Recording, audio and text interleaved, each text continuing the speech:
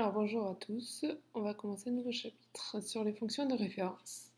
Donc dans un premier temps, on va voir la fonction carré, puis la fonction racine carrée, puis la fonction cube, et on va finir par la fonction inverse. Alors aujourd'hui, nous allons voir la fonction carré, ainsi que des exercices qui s'y rapportent. Si vous voulez avoir un petit planning, je vous l'ai mis en pièce jointe sur le polycopier de cours. Donc la fonction carré, c'est une fonction qui a tout réel, on va associer son carré. Donc cette fonction, vous l'avez vue de nombreuses fois, notamment lorsqu'on a fait le théorème de Pythagore, là, depuis la classe de quatrième. Donc à chaque réel, vous allez associer son carré. Donc par exemple, si le réel qu'on a, ça va être 4, par la fonction carré, vous allez obtenir 4 au carré, donc 16. Alors vous avez une représentation à droite de la fonction carré. Donc je vous rappelle qu'un carré est toujours positif ou nul. On ne pourra pas avoir un nombre carré qui sera négatif. Et cette courbe, elle a la forme d'une parabole. Et son équation, c'est y égale x au carré, comme vous pouvez voir. Alors, une première propriété qu'on va avoir pour la fonction carré, c'est son sens de variation. Donc, la fonction carré est strictement décroissante sur moins l'infini 0, lorsque nos nombres sont inférieurs à 0, donc pour tous les nombres négatifs. Et par contre, elle est croissante sur 0 plus l'infini. Donc je vous ai mis un lien d'une vidéo que vous pouvez voir qui vous permet d'observer le sens de variation. Vous la regardez ou pas, c'est à vous de voir. Alors, une interprétation graphique à partir de ça. Donc si vous vous rappelez la courbe précédente, donc si on a deux nombres qui sont opposés, ils vont avoir le même carré. Donc par exemple, le carré de moins 2 va être 4, mais le carré de 2 est aussi 4. C'est ça que ça veut dire. Donc on a l'interprétation graphique qui nous dit que deux nombres opposés ont le même carré. On a donc f de moins x égale à f de x pour tout réel x. Et du coup, lorsqu'on a un repère orthonormé, on a notre parabole, qui est la courbe que vous avez vue précédemment, qui est symétrique par rapport à l'axe des ordonnées. Donc si jamais vous pliez votre feuille au niveau de l'axe des ordonnées, vos courbes vont se superposer. Donc dans ce cas, on va dire qu'une fonction est paire. Donc une fonction qui est paire, sa définition, une fonction f définie sur un ensemble D. Donc D, ça va être votre domaine de définition. Donc soit on se situe sur 0 plus l'infini, sur l'ensemble des réels, uniquement sur les entiers. Donc ici, dans notre fonction carré, on se situerait sur l'ensemble des réels. Donc on va dire que cette fonction est paire si et seulement si on a les deux conditions ci-dessous qui sont vérifiées. Donc pour tout x qui appartient à ce domaine, le réel moins x, donc l'opposé de ce nombre, appartient aussi au domaine. Et pour tout x de ce domaine, f de moins x égale à f de x. Alors à partir de ça, on peut dégager une propriété. Donc lorsqu'on a une courbe qui représente une fonction paire, elle est symétrique par rapport à l'axe des ordonnées dans un repère orthonormé. C'est ce qu'on a pu voir sur la fonction carré. Si jamais on plie notre feuille au niveau de l'axe des ordonnées, elles vont se superposer. On a donc une symétrie. Pour petit rappel, ça s'appelle une symétrie axiale. Donc à partir de ça, je vous propose plusieurs exemples qui nous permettent de calculer, sans calcul, de comparer les carrés de certains nombres. Donc si on compare 1,54 et 2,08, on est sur l'ensemble 0 plus l'infini.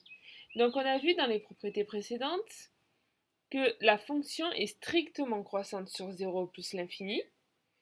Donc on peut dire que 1,54 est plus petit que 2,08.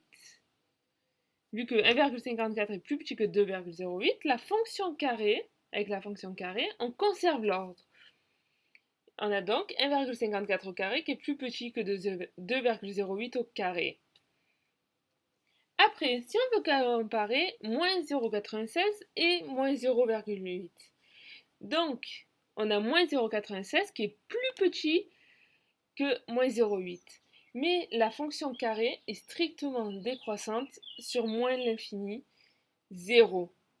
On a donc l'ordre qui est renversé. Donc on aura que moins 0,96 au carré est plus grand que moins 0,8 au carré. Et un dernier cas qu'on pourra avoir, c'est de comparer un nombre positif et un nombre négatif. Donc, si on veut comparer 0,2 et moins 0,3, il va falloir faire une petite étape intermédiaire. Donc, on sait que la fonction carré est paire. On a donc que moins 0,3 au carré est égal à 0,3 au carré. Du coup, on va comparer 0,2 au carré et 0,3 au carré. Donc, on a que 0,2 est plus petit que 0,3. Or, sur 0 plus l'infini, notre fonction est strictement croissante. On a donc que 0,2 au carré est plus petit que 0,3 au carré. Et à partir de ça, on peut dire que 0,2 au carré est plus petit que moins 0,3 au carré. Donc pour ça, vous allez avoir plusieurs exercices pour vous entraîner. Alors, ensuite, on a une propriété qui nous permet de résoudre les équations du type x au carré égale a. Donc, si on a a qui est plus petit que 0, on a vu que la fonction carré, l'ensemble des nombres, c'est strictement positif. Donc, si on a a qui est plus petit que 0, on n'a pas de solution. Après, si on a a qui est égal à 0, le seul moment que notre nombre carré qui sera égal à 0, ça sera lorsque a vaut 0. Donc, on a une unique solution qui est 0. Par contre, si a est plus grand que 0, on a l'équation x carré égale a qui possède deux solutions, car notre courbe est symétrique par rapport à l'axe des ordonnées, comme on a pu voir. On aura donc deux solutions. Donc, comme lorsque vous avez utilisé le théorème de Pythagore, lorsque vous avez votre nombre au carré, pour trouver le nombre, vous allez utiliser la racine carrée. Donc, avec le théorème de Pythagore, vous aurez eu que x est égal à racine de a, parce qu'une longueur est toujours positive, mais en réalité, vous avez deux solutions. Vous avez aussi moins racine de a. Donc ça, si vous voulez vous entraîner à résoudre graphiquement et aussi de résoudre numériquement, vous avez deux vidéos. C'est le même lien que précédemment. Donc si jamais vous ne l'avez pas fait, mais ça peut vous servir. Et sinon, il y aura des exercices aussi à faire sur ça. Alors, un dernier exemple, c'est de résoudre, enfin pas un dernier, on en verra d'autres, mais pour résoudre l'équation x moins 2 au carré égale à 25. Donc 25, c'est plus grand que 0. Donc déjà, vous savez que vous allez avoir deux solutions. Donc, on va avoir du coup que x moins 2 est égal à racine de 25 ou x moins 2 égale à moins racine de 25. Donc, racine de 25, je vous rappelle que c'est égal à 5, car 5 au carré égale 25. Donc, si on a x moins 2 qui est égal à 5, vous allez avoir du coup que x est égal à 7 en résolvant votre équation.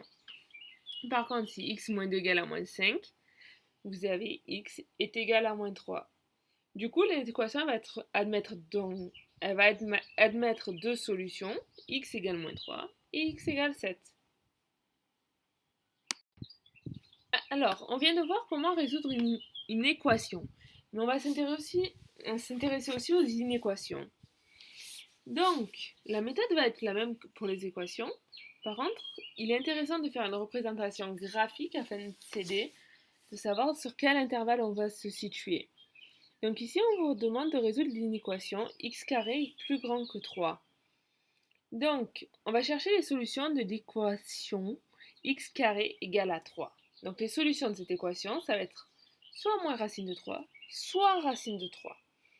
Donc ce que vous pouvez faire un schéma et le repérer, comme vous avez à droite de la diaporama. Donc, après on trace une droite d'équation y égale à 3 dans le schéma. Et du coup, nos nombres qui nous intéressent, ici vu qu'on cherche quand c'est que x carré est plus grand que 3, ça va être tous les nombres qui sont au-dessus. Donc finalement, les solutions de notre équation, ça va être tous les nombres compris entre moins l'infini et moins racine de 3, mais aussi tous les nombres compris entre racine de 3 et plus l'infini. Et puisque c'est strictement supérieur à 3, moins racine de 3 et plus racine de 3 ne sont pas compris dans l'intervalle. Du coup, vous avez une démonstration à connaître sur la fonction carré, surtout ceux qui vont en spécialité mathématique, essayez de vraiment la comprendre. L'apprendre par cœur, ça ne servira à rien. Alors, dans notre démonstration, on va être avec plusieurs étapes. Donc, on va déjà utiliser le fait que notre fonction est paire pour pouvoir faire notre démonstration.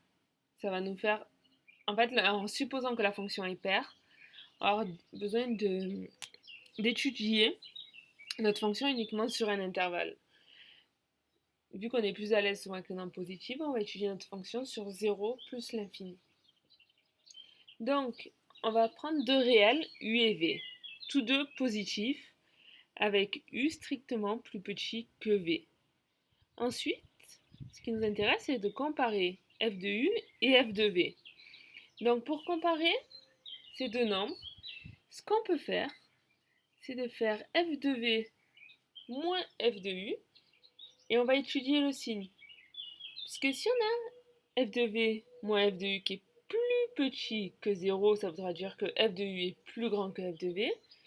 Par contre, si on a f de v moins f de u qui est plus grand que 0, ça voudra dire que f de v est plus grand que f de u. Là, après, essayez de reprendre ça à tête reposée. N'hésitez pas à essayer de la refaire après. Donc, quand on fait f de v moins f de u, on obtient v carré moins u au carré. Je vous rappelle que ça, c'est une identité remarquable qui est v moins u facteur de v plus u. Alors, on a supposé que u est strictement plus petit que v. Donc, à partir de ça, on peut dire que v moins u est strictement positif. Et en plus, on a u et v qui sont strictement positifs. Donc, ils sont ou positifs ou nuls pour u. Du coup, on a forcément que v plus u est strictement positif. Donc, on a v moins u strictement positif, v plus u strictement positif. Du coup, quand on va faire le facteur de ces deux nombres, donc quand on va faire v moins u facteur de v plus u, ça va être forcément strictement positif. Du coup, on a f de v moins f de u strictement positif. Donc à partir de ça, on peut dire que f de u est strictement plus petit que f de v. Alors on sait que la fonction carré conserve l'ordre sur 0 plus l'infini. Donc elle est strictement croissante sur 0 plus l'infini. Et puisqu'elle est paire, elle est strictement décroissante sur moins l'infini, 0. Alors maintenant, vous pouvez passer aux exercices sur cette fonction. J'ai mis des exercices pour tout le monde. Donc vous avez 3 exercices communs à tous. Et pour ceux qui veulent faire un bac technologique l'année prochaine ou la spécialité mathématique, je vous propose un exercice supplémentaire pour approfondir la notion. Et je vous fais une prochaine audio sur les corrections des exercices.